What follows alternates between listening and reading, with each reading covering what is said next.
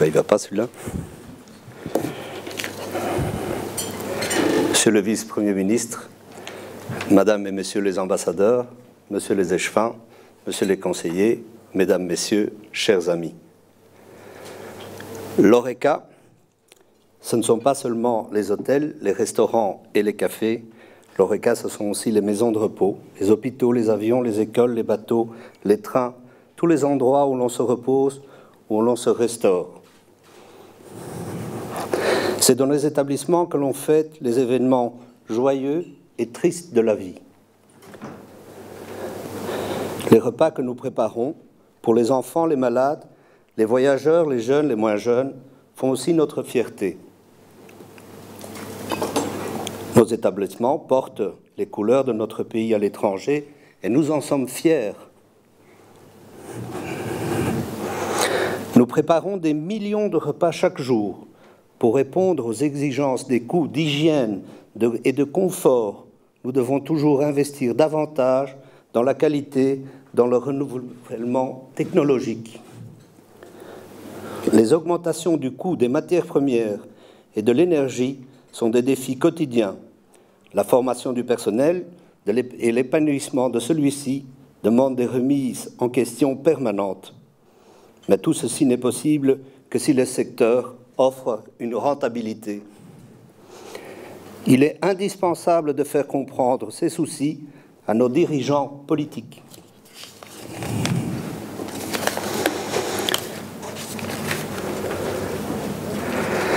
Les décorations soignées et les enseignes lumineuses ne laissent pas apparaître les problèmes que beaucoup de nos entrepreneurs connaissent. Nos entreprises sont soumises à des charges impossibles, à une concurrence rude, accentuée encore par la crise que nous connaissons actuellement, ainsi qu'à des charges sociales démesurées. Voilà pourquoi la Fédération Horeca existe. Elle est là pour défendre les intérêts économiques et sociaux du secteur Horeca. Mais tout ce travail est incomplet puisque notre fédération, en tant que telle, est écartée des discours fondamentaux comme les charges sociales, la taxation, etc., qui se réalisent entre le gouvernement et certains interprofessionnels. Durant de très nombreuses années, nous avons confié notre destin à une union interprofessionnelle, l'Union des classes moyennes, en abrégé l'UCM. Mais le monde change, le monde a changé, l'Horeca aussi. L'Horeca est devenu le moteur de l'économie dans plusieurs pays du monde et dans le nôtre en particulier. L'Horeca est un monde atypique. Il donne directement ou indirectement du travail à des millions de personnes en Europe et près de 500 000 personnes directes et indirectes dans notre pays. Des milliers de travailleurs s'activent à accueillir, loger, nourrir et distraire leurs concitoyens ou les visiteurs de leur pays. Le secteur Horeca a acquis une telle importance économique et sociale que notre fédération est contactée par d'autres professions dans des dossiers tels que la mobilité, la sécurité, le transport de personnes, le taxi, etc. Il n'est donc plus possible d'être simplement représenté. Il devient indispensable d'être soi-même interlocuteur officiel vis-à-vis du monde politique et syndical. Nous voulons être autour de la table, nous souhaitons attirer l'attention du monde politique sur des problèmes. Nous n'acceptons plus le développement des sentiments d'insécurité dont nos membres sont les premières victimes. Nous voulons que Bruxelles, la capitale de l'Europe, devienne un modèle de propreté et de sécurité. Il faut des solutions aux problèmes. Nous n'acceptons pas le défaitisme et le découragement. Nous ne voulons pas souscrire au fatalisme. Les problèmes sont là pour trouver des solutions. Les soucis de mobilité dans nos villes doivent disparaître.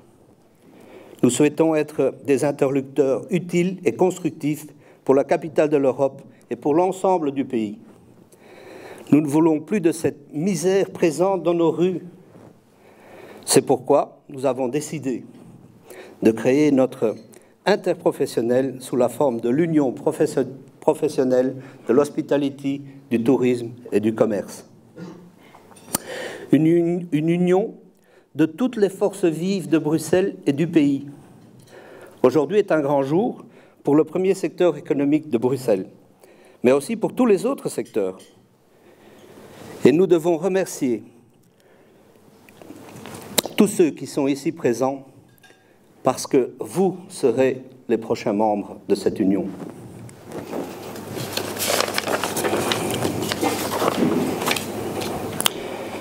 Cette union indispensable à la création d'un avenir meilleur a vu le jour. Cette union nécessite aussi la création d'une image, et c'est avec plaisir que je vous laisse découvrir notre logotype.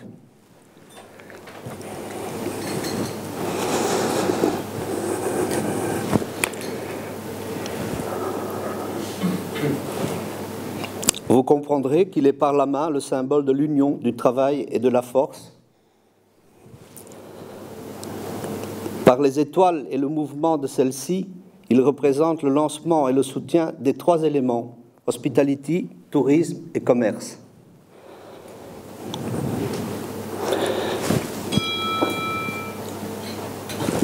Je souhaite longue vie à cette image et à l'union qu'elle représente avec fierté. Nous serons des partenaires loyaux, efficaces, motivés et courageux. Notre combat sera celui de défendre les milliers de personnes qui offrent leur vie au service des autres.